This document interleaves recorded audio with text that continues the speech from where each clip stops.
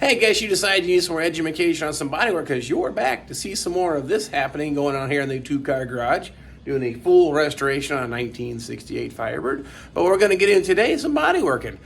We had to remove some of the lead seam, but use your imagination. You put a whole quarter panel on this, the entire lead seam that runs through here would have to be cleaned out and removed. Well, so what do? What's the plan? How do you fix that? You could definitely go ahead and reinstall or put the lead back in, but that's a whole different art that I have yet to master, and I just don't know if I'm ever going to get into that because I use one of these two products right here to get the job done. And of course, what we're talking about here is the Duraglass or all metal. Now these are USC brand. Now other companies I'm sure make something similar.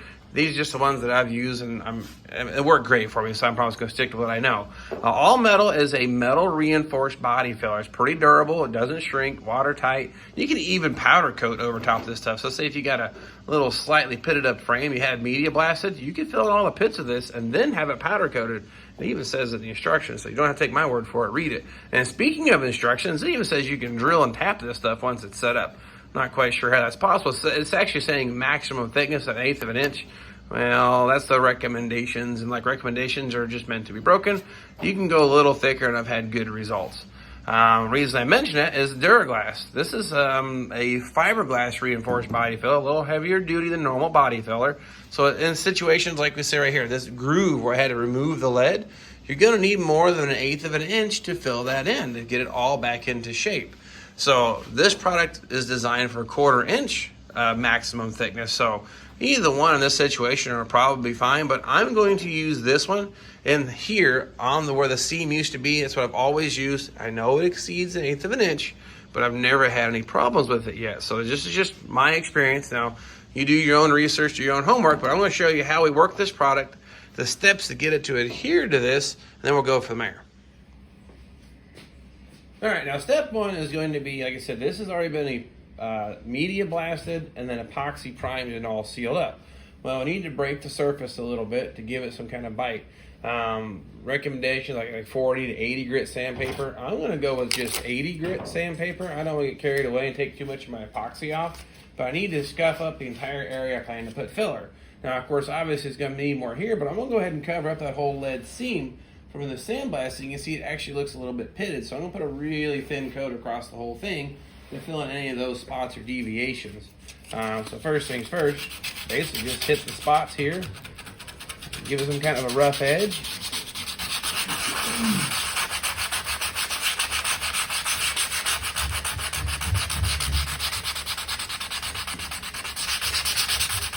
All right, I got down deep into the grooves there. And as for the rest of it, I'm going to go past the lead seam just a little bit.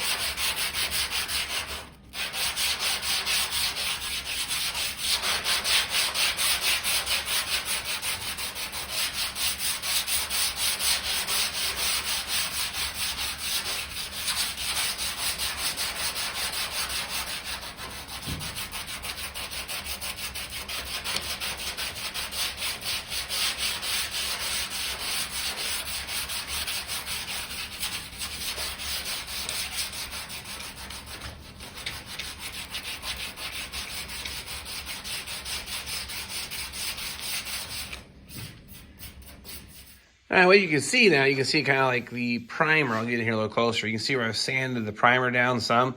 That's where it's not been sanded. Here's where I have sanded it.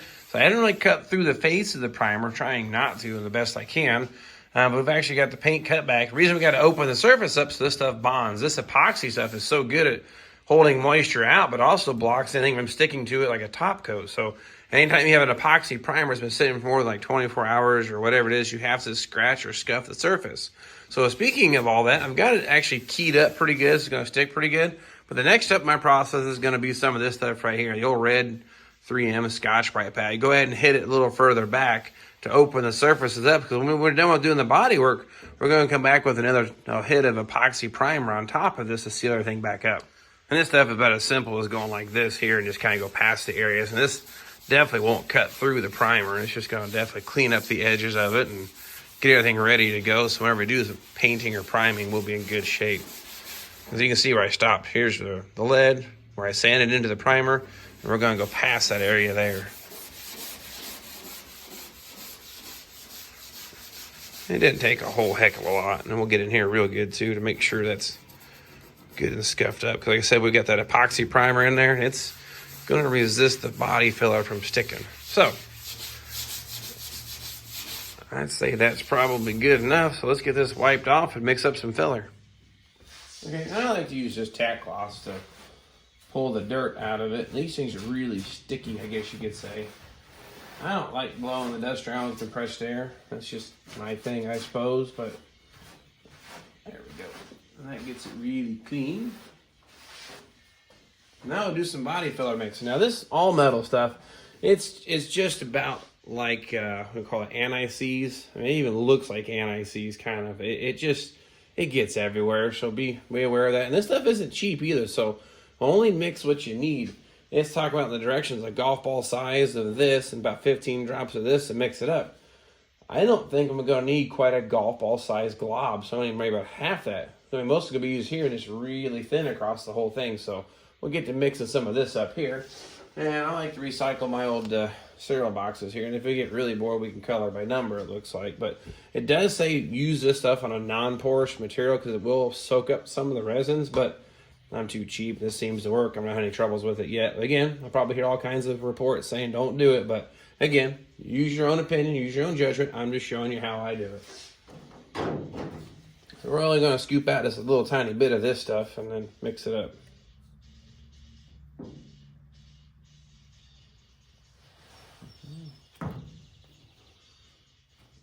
That's probably plenty.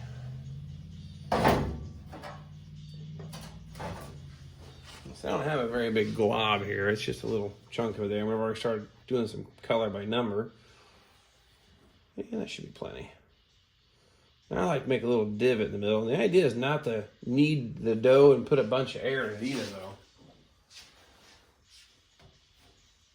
Like getting it everywhere.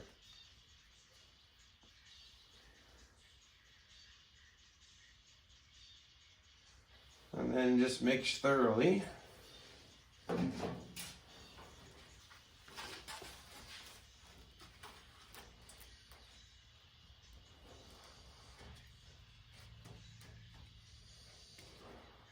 Now this stuff smells just like regular body filler. It doesn't have any different odor to it.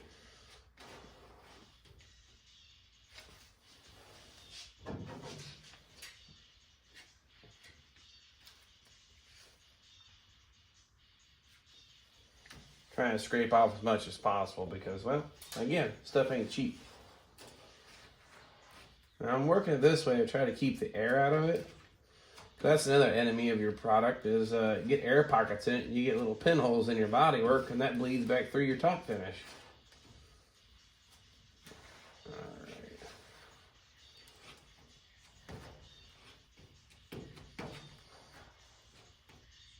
That should be good enough.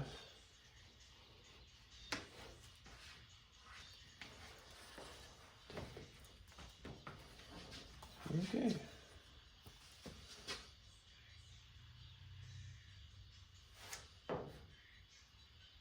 Now the idea here is I'm just going to coat the whole thing with a skim coat. I'm going to work it through a little bit.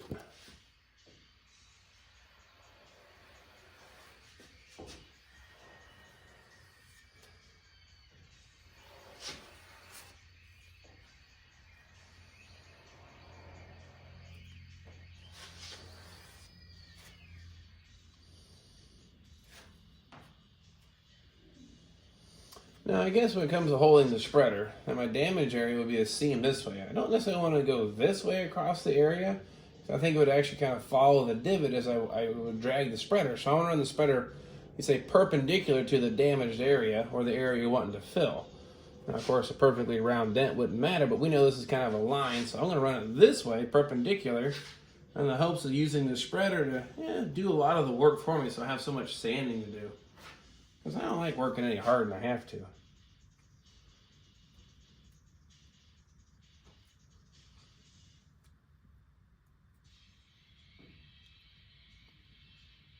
The problem I'm running into is this edge here. It's a little thick to get the shape. So this may require more than one pass, which is fine. We are trying to fill in a crater.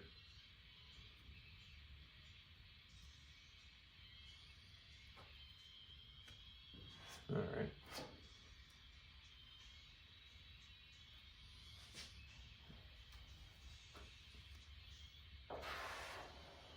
Now, I haven't spread the filler past any of the areas that I scuffed and prepped for paint. So at this point now, I'll show you what it looks like, but we're just going to have to let it sit.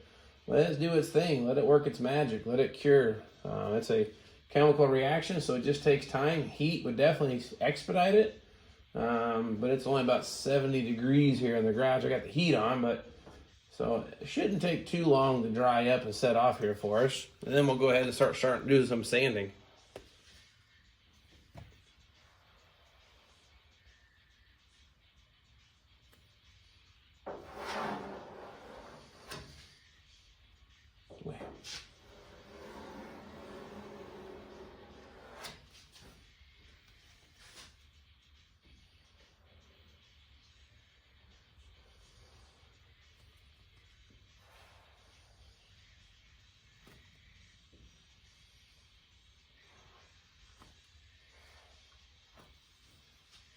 There we go. Oh my God. Well, anyway, it's been about 20 minutes. You guys, about 2 seconds, TV magic kind of stuff here. Check this out. All nice and cured and dry to the touch. We'll go ahead and probably start sanding on. There's people that use those body filler files where you actually knock the rough off. But in this case, I've never really used them. And of course, as I say, in this case, no need. It's not excessively built up.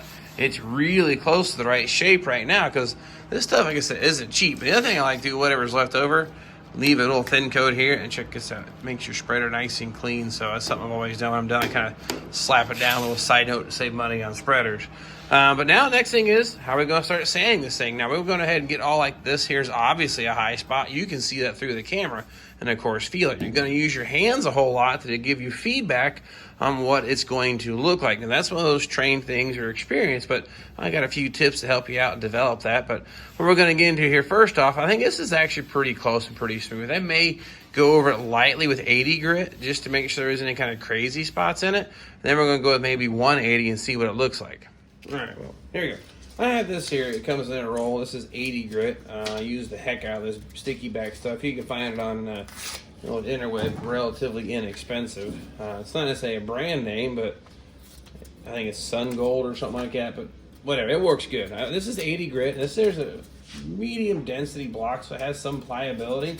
We're just going to work this thing here a little bit and knock off all the high spots and let the sanding block do the work. And you'll see where it'll kind of highlight all the high areas, and the lows, well, they stay that silver color.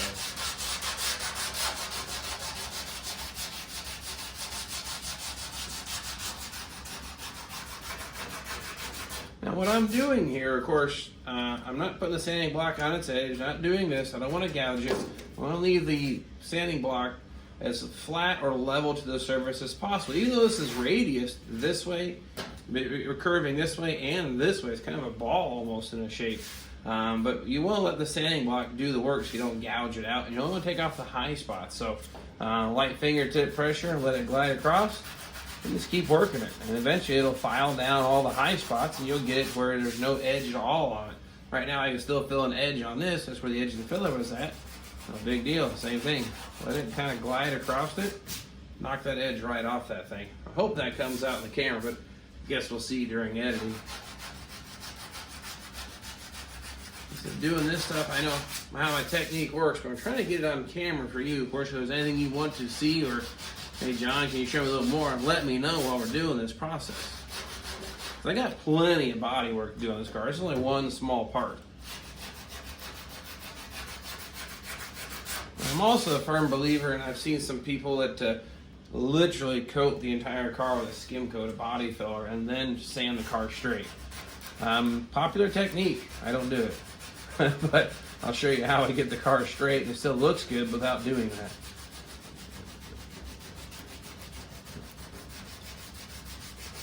Get the idea here. Now we're knocking off all the high spots. It's starting to take its shape. There's going to be a little spot here I think is still low where I had to put that excessive amount in there.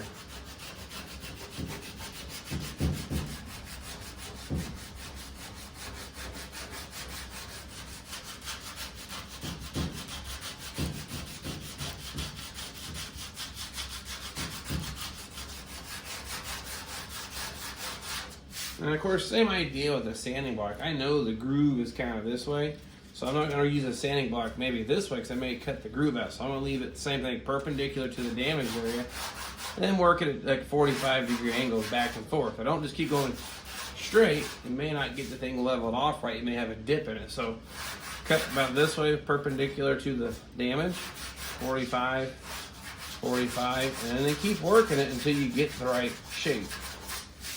And I guess that becomes the trick. What's the right shape, you say? Well, when it looks right, right?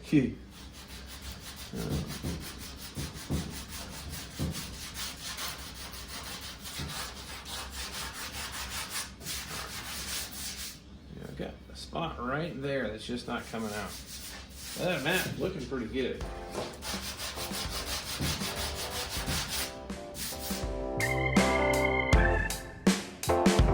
All right, well, I've been staying on this for a little bit, so I guess the question becomes, when do you stop sanding? That may be one of those things that it's kind of hard to make the call or the judgment on, but I'm going to show you a little something here, zoom in closer, I guess you could say, but this is obviously a low spot. You can see it started to take it off right there, material, and see my sand marks this way, but nothing's cut into that yet, because it's actually below the surface when it's all done, so this actually needs more filler. Now, how do I know that? Well, this is the lead just starting to poke through just ever so slightly. And same as almost the primer's hitting here. So my sanding block's going across, you can almost see the bare metal here. So I'm as low as I'm going to get. I can't cut further into the metal, so the problem is I have a low spot. Same as right here. You see where this is the putty, this is our primer, this is our leading edge. There's a little dip right there. And I started to cut through the primer as I'm taking my sanding block across. So that actually is a low spot, that bright silver area. So this is going to need a little more filler to get it straightened out. And again, even right here, this is you still see the silvery area.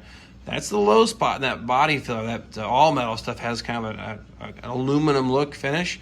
But here's the lead just poking through, low spot, and you almost see the bare metal poking through the primer. So I need to stop. I need more filler right across that whole seam.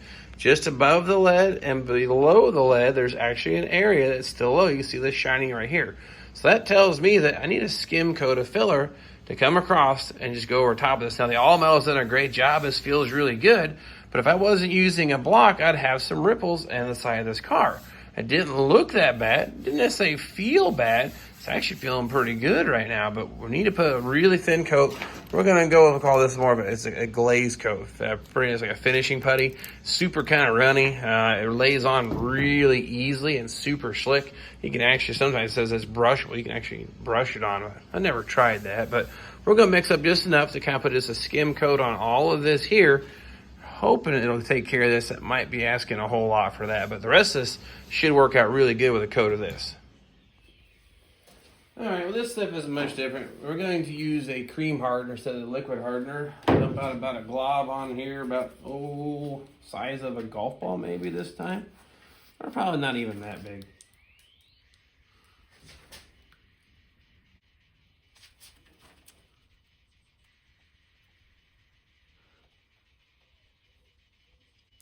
All right, that should be plenty.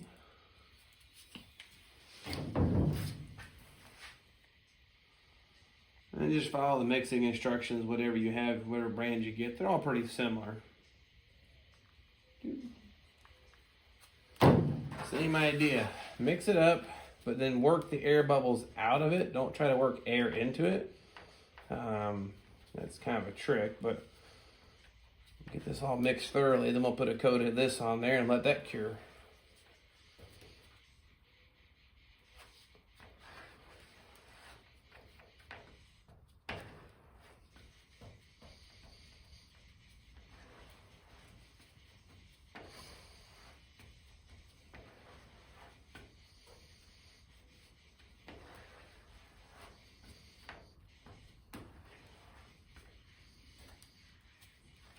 Okay.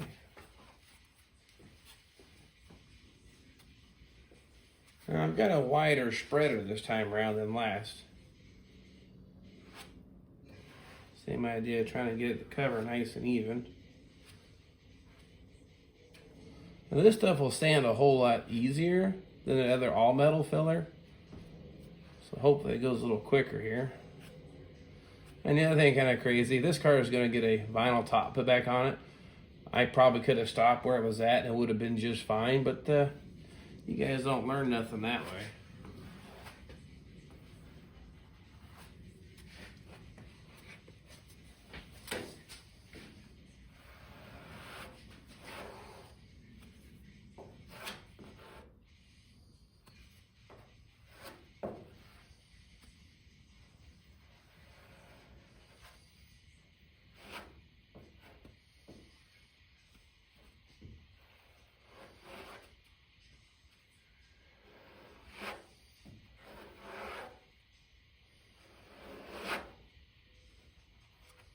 Now, I've been thinking about experiment with those metal body filler spreaders. I've seen some people work some really good magic with those, but I haven't adapted to those yet. So if you guys have used those or anyone has, let me know if you like them, hate them, or indifferent. I'm thinking about buying a couple of them just to try them out. You can almost get it so smooth it looks like you don't have to hardly sand the car at all when you're done with those. So there might be an advantage, but as with everything, a bit of a learning curve, I suppose.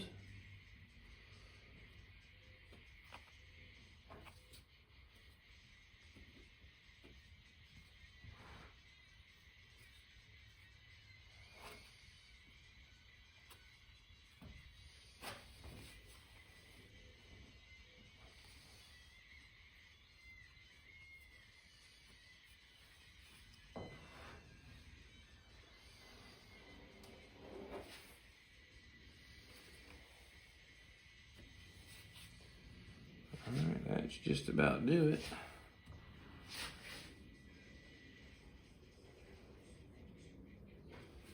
Let's let that cure and we'll see what it looks like. Okay, all cured, ready to go ahead and do some more sanding on it. We're going to use the 180 grit sandpaper. From this point on, we're going to keep going finer and finer sandpaper. We're going to use 180 to take care of these little spots that I'm just not perfectly spreading it with, and to kind of taper the edges. And once I just kind of get the rough off, I may go to something like a 220 or maybe even go as far as 320, but I don't want to go back to a heavier grit sandpaper like an 80 or something like that, because we're going to start fighting sand scratch marks, and I just don't want to get into that. So we'll go ahead and wrap this with 180, start blocking out and see what it looks like. Again, let the sanding block do the work. Just kind of let it glide. Still do the same idea. You can see it's highlighting all the high spots.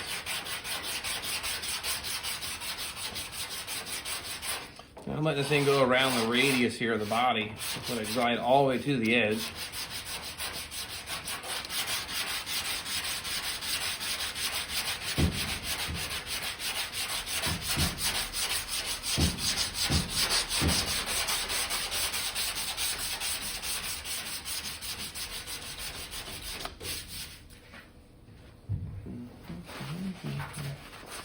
And you can see this stuff kind of changes color, so you know the darker green compared to the lighter, that's still definitely a low spot. So you got to keep sanding in those areas there till it disappears.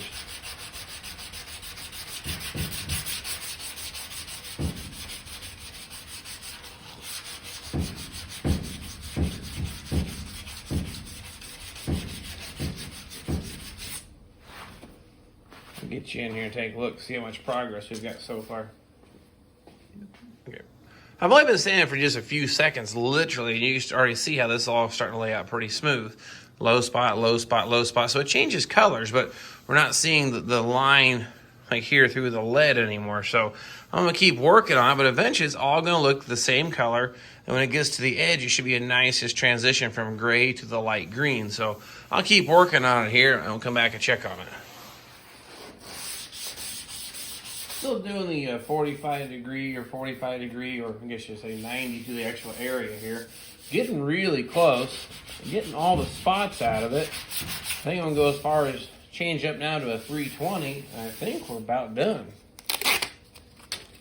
Like I said, this is the 320, same stuff, sticky back sandpaper. Still going to go with the block. And this will finish taking the rest of the sand marks out. I did burn through the primer there, though.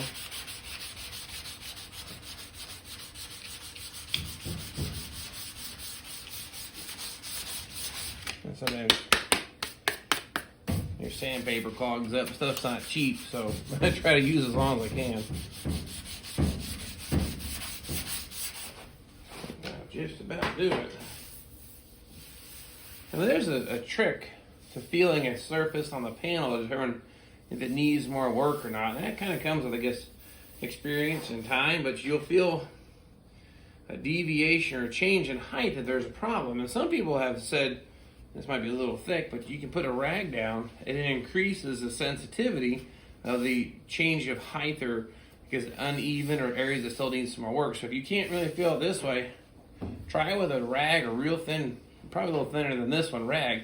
And sometimes you can actually then feel it more effectively and get a feel for it and learn what it feels like. But at this point, this actually feels great. I don't think I need any more work at all whatsoever. And since we finished it with 320, this is actually ready to be primed with a high build primer. May have to hit that bare spot there with something first, but I'll let you take a look at this here, but it looks really good. Okay, well, here we go. All said and done. Now, this looks kind of funny here, but it was actually a low spot in the other filler, so it actually has a weird, I guess, still almost looks like a mountaintop or something like that. But that's actually nice and even now and actually nice and level with the surface.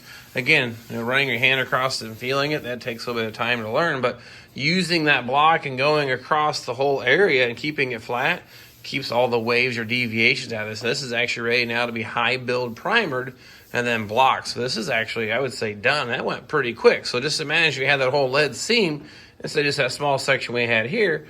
You would have the whole thing going the whole width, but we actually had some deviations in this car. Now again, this car, if you look here, here's your clue. It is a vinyl top car. The factory may not have finished that lead that well, or when we were media blasting, maybe we took some of the lead out. So as you can tell, this looks like it's a lot of filler. It's pretty wide, but it's super, super thin. Here's that all metal stuff we put down. You can see the difference color. Here's the gray primer, and here's that glaze coat we put on last. So looks really good. Again, here's some of that. So it filled in the actual divots there in the gray all metal stuff, little pits there where it didn't get spread right. This glaze coat works. It fills in little pinholes and fills in the deviations, and now we're nice and even and flat. So this is ready to be primered. Okay, so there you have it. It's how you fill in a lead seam if you've actually had to remove all that lead for any kind of repair. It works the same way. All metal, and you go with the glaze coat, block it, and then prime with a high build primer. Hit it with 80 grit first. We jumped up to the 180, and then we jumped to the 320. Now, 320 is the point that I stop, and I go ahead and do my high build or high solids primer. Then I use that because I'm not actually going to use the primer to fill in anything deeper than a 320 sand mark. And that seems to do pretty good and not bleed back through. Now, again, all personal opinion. This is just what works for me, and it's what's actually worked great in the past. And, of course, choosing the sanding block. That may be the other trick. Could have used this monster behemoth thing here, but you can imagine trying to run this thing across here. It's really not going to do that great of a job. It's just too many different radiuses and too much going on that sail panel. So I went with this here. Seemed to work really good because of my repair area. This is actually bigger than the area that I was working, so it should actually work really nice. And again, we're going back with the vinyl top. And if I wasn't, I still feel very confident this would paint and look really good when done. All right, so what's next, you might be asking? Well, what we're going to get into next go around is this seam here. When I sectioned in the quarter panels, I went clear down from the front of the door jamb there all the way to the tail panel. I sectioned in my quarter skins right through that area there. So I got some deviations and some things that need some filling. Very minimal, should go pretty quick and relatively nice, kind of like it did up here. So don't need a whole lot of sanding time or burning up a lot of material, but there may be some things you might want to know in case you got some weird contours and shapes, what sanding block, which way to hit it, and get the thing nice and straight. So that's what we're going to do next go around. And a lot of things here on this car, I've got a lot of square footage. I'm doing all this thing here by myself in the garage, so I may do a lot of stuff behind the scenes. Now, there's some area in particular you want some highlights or some, hey, how the hell do you block that straight?